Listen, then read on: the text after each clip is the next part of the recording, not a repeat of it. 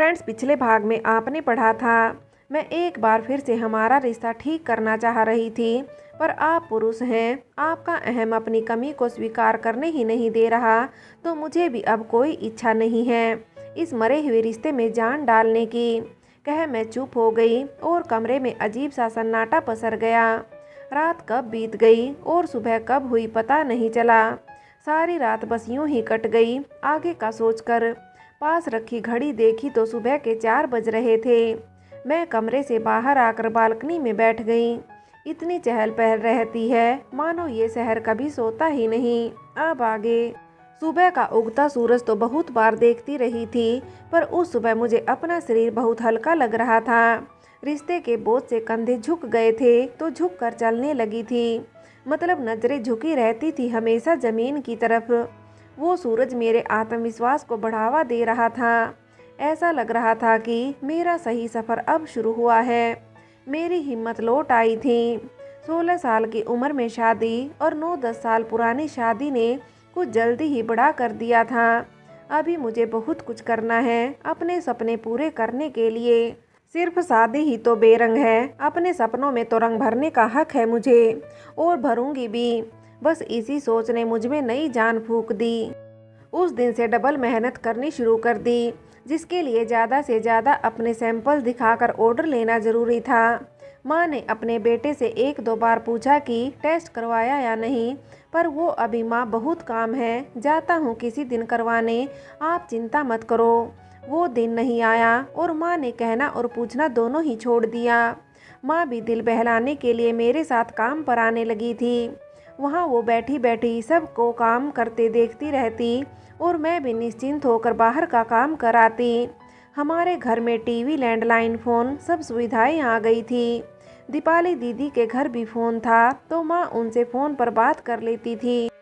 उस रात के बाद मेरे पति ने मुझसे बात करना बंद ही कर दिया और मैंने भी कोशिश नहीं की। फिर एक रात घर आए और बोले हमारे मालिक आसपास के शहरों में अपना काम फैलाना चाहते हैं, जिसकी शुरुआत अहमदाबाद से करने वाले हैं। वहाँ का काम कुछ महीनों के लिए मुझे देखना होगा, इसलिए मुझे कल ही निकलना है। मालिक ने मेरी एयर टिकट करा दी है। माँ 2-3 महीने की बात है, आप संभाल लेना और अपना ध्यान रखना। केशव और दीपाली को भी कह दिया है, मिलने आते रहेंगे, कोई काम हो तो उनको कह देना, कर देंगे। कहकर वो अपने कमरे में चले गए। माँ कुछ बोलते बोलते चुप हो गई और मेरी तरफ देखने लगी। माँ 2-3 महीने की ही तो हैं, हम दोनों संभाल लेंगे, कहकर मैंने माँ को हिम्मत बंधाई। हाँ वो सब ठीक है बहू, तू जाकर उसका बैग लगा दे, पहली बार हमसे इतनी दूर जा रहा है, पता नहीं कैसे रहेगा। माँ के कहने पर कमरे में गई तो वो अपनी अलमारी से कपड़े निकाल रहे थे। मैंने कपड़ों को सूटकेस में रखना शुरू कर दिया। सब सामान एक बैग और एक सूटकेस में आ पाया। उन्होंने एक बार फिर सब याद कर लिया कि कुछ भूले तो नहीं। आपको कल सुबह कितने बजे निकलना है? मैंने पूछा तो बोले 7 बजे। आपसे कभी बात करनी हो तो कैसे करेंगे? कोई फ़ोन नंबर? वहाँ पहुँचकर दे दूँगा। और हाँ, मैं 2-3 महीने के लिए नहीं, हमेशा के लिए जा रहा हूँ। किसी को कुछ बताने की ज़रूरत नहीं है। मैं अपने आप सही वक्त पर बता दूँगा। घर खर्च के लिए पैसे या तो मैं माँ के अकाउंट में डाल दूँगा, नहीं तो मालिक किसी को देकर भेज देंगे। आप वहाँ कैसे रहेंगे? मैं किराए पर रह लूँगा ताकि माँ और तुम यहीं रह पाओ, कहकर वो सोने के लिए लेट गए। लाइट बंद कर दो, मुझे सुबह जाने से पहले कुछ काम है तो जल्दी उठना है, कहकर 4 बजे का अलार्म लगा दिया। कब सोचते सोचते मेरी आंख लग गई, पता नहीं चला। अलार्म की आवाज़ से मेरी नींद खुल गई। वो भी तुरंत उठ गए। जल्दी से नहाकर आई तो देखा माँ रसोई में बेसन के लड्डू बना रही थी। मठरी बन चुकी थी। मैं और माँ जल्दी से लड्डू बांधने लगे। मेरे पति हम दोनों को काम में लगा देख बोले, माँ ये सब की कोई ज़रूरत नहीं थी, सामान पहले ही ज़्यादा हो गया है। बेटा ये 2 चीज़ें तो ले जा और बता नाश्ते में क्या खाएगा? माँ खाना प्लेन में मिलेगा, अभी मुझे बस चाय और मठरी दे दो, खाकर 1-2 काम निपटा कर आता हूँ। मैंने जल्दी से सबके लिए चाय बनाई। वो चाय पीकर चले गए और 6:30 बजे आए। लड्डू और मठरी के लिए जगह बनाकर बैग में रख दिए थे। माँ अपने बेटे को बहुत सारी बातें बोल रही थी और क्या नहीं खाना और क्या खाते रहना जैसी कई बातें वो सुन रहे थे। कुछ सुनने का नाटक कर रहे थे। मालिक ने अपने ड्राइवर के हाथ कुछ पेपर्स भेजे थे साथ ले जाने के लिए और मेरे पति को एयरपोर्ट छोड़कर भी आने का आदेश था। माँ के पैर छूकर आशीर्वाद ले वो लिफ्ट की ओर चल दिए। माँ नीचे तक जाना चाहती थी पर उन्होंने मना कर दिया। माँ उनके जाने के बाद भी बहुत देर तक वहीं लिफ्ट के सामने खड़ी रही। मैं उनके जाने से न तो खुश थी और न ही उदास। कुछ भी भाव मन में नहीं था। बस अंदर आकर रोज की तरह काम में लग गई। काम वाली बाई के आने तक हम रसोई का काम निपटा ही लेते थे। नाश्ता करके लंच भी अब पैक करके माँ को लेकर अपने काम पर चली गई। मेरा काम बढ़ रहा था तो मेरा काम करने का समय और लोग भी बढ़ रहे थे। माँ इस बात को समझती थी तो वो मेरा पूरा साथ दे रही थी। शाम को घर पहुंचकर हम बैठे आराम ही कर रहे थे कि फ़ोन की घंटी बज गई। माँ तो सुबह से ही इंतज़ार कर रही थी तो तुरंत उन्होंने फ़ोन उठाया।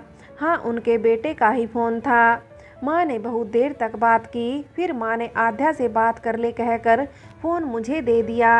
मैंने हेलो कहा तो वो बोले नंबर लिख लो, माँ का जब मन करे तो मुझसे बात कर लेंगी। मैं सुबह से शाम यहीं रहूँगा कह उन्होंने फ़ोन नंबर लिखवा दिया। हमारे पास बात करने को कुछ नहीं था। माँ उठकर दूसरे कमरे में चली गई थी जिससे मैं आराम से बात कर सकूं। उन्होंने फ़ोन रख दिया और मैं फ़ोन को कान से लगाकर कुछ देर बैठी रही।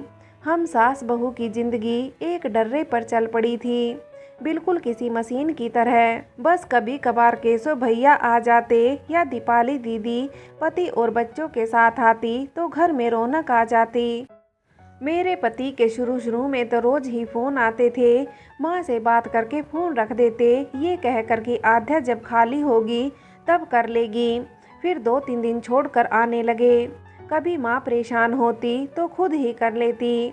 अपने काम की बातें, तबीयत का हालचाल सब एक दूसरे से पूछ लेते और मुझे भी पता चलता रहता। 2 महीने ऐसे ही बीत गए। मैं काम में रहती तो माँ कभी मेरे साथ आ जाती या कभी घर पर ही आराम करती। मेरे घर पहुँचने तक माँ रात की तैयारी बहुत मना करने पर भी करके रखती। पैसे मेरे पति ने फ़ोन करके अपने बॉस को हमारे पास भिजवाने के लिए कह दिए थे। उनकी सैलरी का कुछ हिस्सा हमें मिल जाता, बाकी उनके खर्चे के लिए वो वहीं ले लेते। माँ उनसे वापस आने का पूछने लगी थी पर बोलते थे कि 3 महीने तो आपको बताया ही था ना, आपको कोई परेशानी हो रही है तो काम छोड़कर आ जाता हूँ। माँ कहती मुझे कोई परेशानी नहीं है बेटा, तुम अपना काम ख़त्म करके ही आना। हाँ माँ, हम सबके लिए ही तो मेहनत कर रहा हूँ। मैं चाहता हूँ कि आपको सब सुख दूँ। जितनी कमी आपने देखी है, हमने देखी है, वो सब दूर कर दूँ। माँ बहुत गर्व और गदगद होकर मुझे बताती और कहती देखा आध्या, मेरा बेटा हीरा है। अपने बेटे की मेहनत पर हर माँ घमंड करती है और हर वक्त अपने बच्चों को आशीर्वाद देती रहती है। मैं माँ की खुशी देखकर खुश हो जाती और उनकी हर बात में हाँ मिलाती। वक्त कट रहा था हमारा।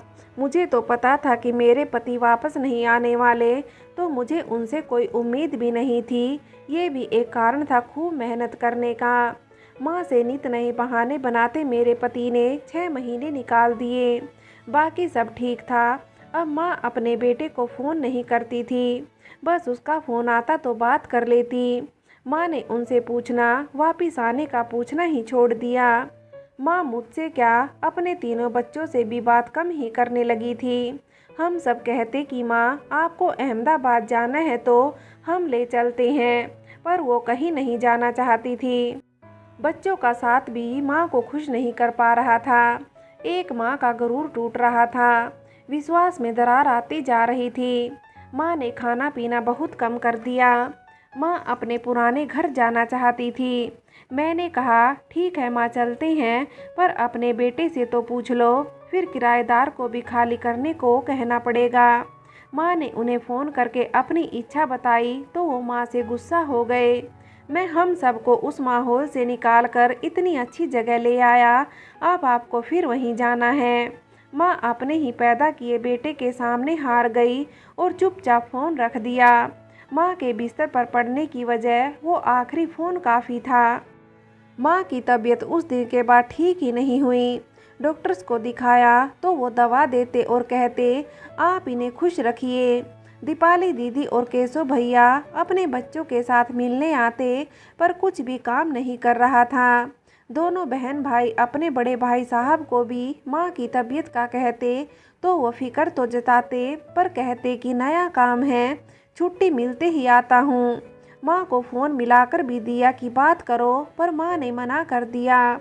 माँ की हालत देखी नहीं जा रही थी, बस चुपचाप लेटी रहती, कमज़ोर होती चली जा रही थी।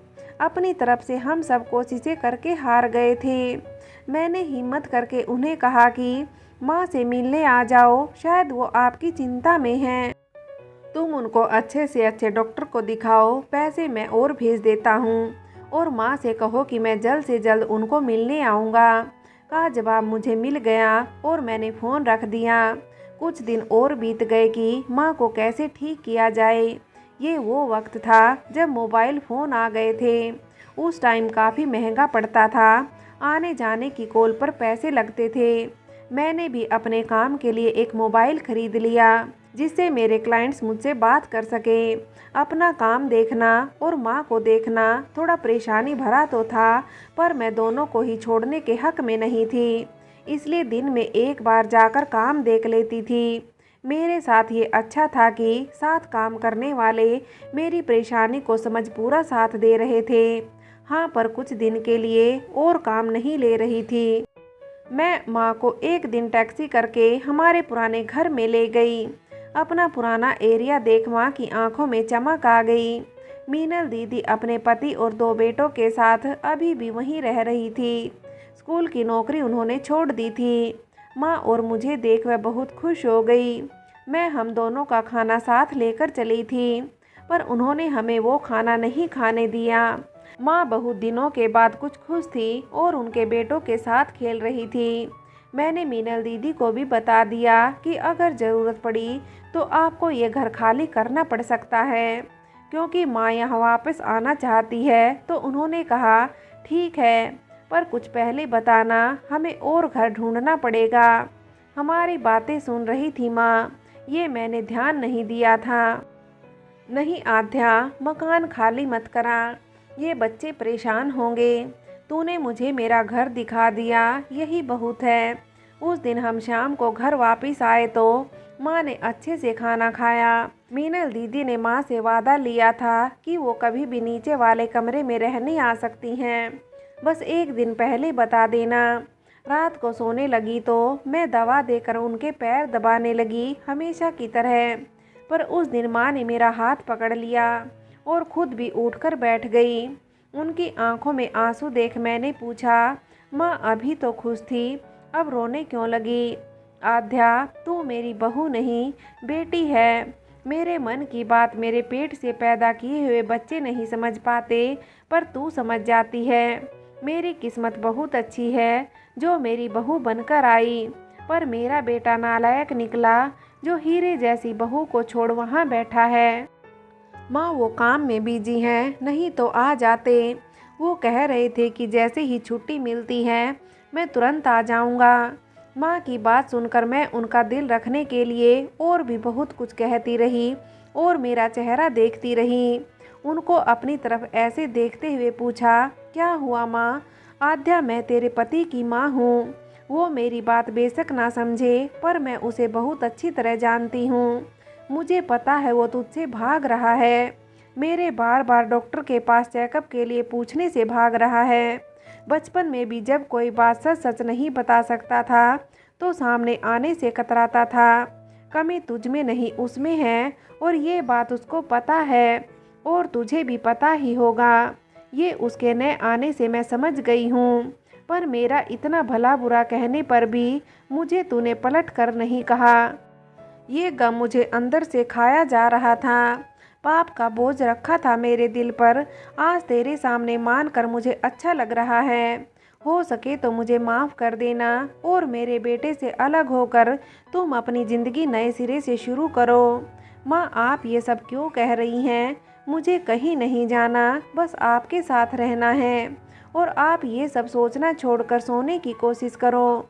तो ठीक कहती है आध्या, अब मैं आराम से सो सकती हूँ। गगन की गलती किसी पाप से कम नहीं है। कमी को सुधारने के तो कई रास्ते थे, पर उस कायर को भागना आसान लगा। पर फिर भी उसको माफ़ करने के लिए कह रही हूँ, माँ जो हूँ। माँ, मैंने तो कब का माफ़ कर दिया, अब बिना सोचे सोने की कोशिश करो। उस रात मैं न जाने क्यों अपने कमरे में न जाकर वहीं सो गई। हम दोनों ही शायद बहुत दिनों बाद गहरी नींद सोए थे। सुबह उठकर माँ बहुत दिनों के बाद नहाकर पूजा करने बैठ गई। माँ नाश्ते और लंच के लिए सब्जी बनाने लगी। माँ की पूजा खत्म हुई तो मैं हमारी चाय लेकर उनके पास बैठ गई। माँ चाय पी हमेशा की तरह कुछ देर बालकनी में बैठ गई और मैं अपने बाकी के काम में लग गई। माँ का ध्यान रखने के लिए एक बाई और आती थी जो माँ की हर चीज़ का ध्यान रखती थी। वो भी आ गई। मैंने उसे माँ का नाश्ता और दवा देकर उसे माँ को खिलाने को कहे मैं अपना सब साथ ले जाने वाला सामान समेटने लगी। अभी मुश्किल से मैं अपने कमरे तक गई थी, जो शायद 5-7 कदम पर ही था, कि बाई की तेज आवाज़ आई। मैं वापस क्या हुआ बोलती हुई बालकनी में चली गई। देखा तो माँ की आंखें खुली थी, जैसे एकटक कुछ देख रही हो। शरीर में कोई हलचल नहीं हो रही थी। मुझे लगा बेहोश तो नहीं हो गई। इसके लिए मैंने उनके मुंह पर पानी के छींटे मारे, पर माँ तो शांत थी। उन्हें ऐसे देखकर मेरे हाथ पैर ठंडे पड़ गए थे। बाई को जल्दी से नीचे भेजकर डॉक्टर को बुलाने को भेजा। सबसे पहली मंजिल पर एक डॉक्टर फैमिली आई थी। बाई के आने तक दीपाली दीदी और केशव भैया को भी फ़ोन कर दिया। डॉक्टर साहब तुरंत आ गए, पर माँ तो अपनी सब तकलीफ़ों को साथ लेकर अपनी जीवन की एक यात्रा पूरी कर दूसरी पर चल दी थी। मैंने अपने पति को भी फ़ोन किया कि अब आपको आना होगा।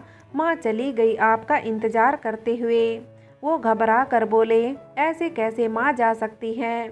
मैंने कहा था कि उनका इलाज अच्छे से करवाओ। मैंने उनकी बात बीच में काटते हुए कहा, अब जो हुआ सो हुआ, आप कितनी देर में आ सकते हैं? मुझे कम से कम 4-5 घंटे लगेंगे। ठीक है, आप आओ। अंतिम संस्कार आपको ही करना होगा। कम से कम 15-17 दिन का बोल कर आएँ, कह मैंने फ़ोन रख दिया। दोनों बाइयों का के साथ मिलकर कमरा खाली किया।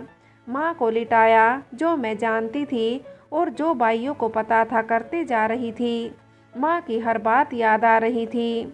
वो मुझसे अपने दिल की हर बात करके बिना किसी बोझ के चली गई, पर अपने बेटे से मिलने की इच्छा उनके बेटे ने नहीं पूरी की। पर क्या कर सकते थे? मैं रोना चाहती थी, पर नहीं रो सकती थी, क्योंकि मुझे सब देखना था। अपनी वर्कशॉप पर भी फ़ोन करके 1 सप्ताह के लिए छुट्टी के लिए बोल दिया। केशव भैया, मोहिनी और दीपाली दीदी और जीजा जी भी बच्चों के साथ पहुंच गए। दीपाली दीदी को देख मैं अपने आप को रोक न सकी और बहुत रोई। आंसू रुकने के नाम ही नहीं ले रहे थे। हमारे रोने से बच्चे भी रोने लगे तो हमें अपने आंसू रोकने पड़े। ऐसे समय मोबाइल का होना भी किसी वरदान से कम नहीं था। मेरे पति का फ़ोन आया, पता चला कि वो एयरपोर्ट पर पहुंच गए हैं, पर अभी फ़्लाइट में 3-4 घंटे का टाइम है। तब इतनी सारी फ़्लाइट्स नहीं हुआ करती थी। अब तो काफ़ी आसान हो गया है एक शहर से दूसरे शहर जाना। इस तरह से उनका देर शाम से पहले आना मुश्किल लग रहा था। माँ के एक भाई ही थे, मायके से वो भी आ गए। काफ़ी देर तक विचार विमर्श चलता रहा। मेरी देवरानी के पिताजी और दीपाली दीदी के सास ससुर भी आ गए थे। ये हमारा गांव नहीं था, ये मुंबई शहर जो बस दौड़ता भागता रहता है। बम के धमाके और बारिश का पानी भी ज़्यादा देर तक इसको रोक नहीं पाता। फिर हमारे रिश्तेदार भी तो इसी शहर का हिस्सा हैं। ज़्यादा प्रैक्टिकल भावनाएं कम ही काम करती हैं। सबने मिलकर तय किया कि माँ को ज़्यादा देर नहीं रख सकते, तो केशव भैया ही अंतिम संस्कार करेंगे। मैं कहना चाहती थी कि उनके बड़े बेटे का इंतज़ार करना चाहिए, पर नहीं कह पाई, क्योंकि सूर्यास्त हो गया तो फिर कल ही अंतिम संस्कार हो पाएगा। पूरा दिन और पूरी रात का समय छोटे बच्चों के साथ बिताना मुश्किल था। केशव भैया ने मामा जी को मेरे पति का नंबर मिलाकर उनसे पूछने को कहा। मामा जी ने उन्हें समझा दिया था और माँ का अंतिम संस्कार केशव भैया के हाथों से पूरा हुआ। जो हमारी किस्मत में लिखा है वही होता है। फ्रेंड्स, आगे की कहानी के लिए कहानी का अगला भाग देखें।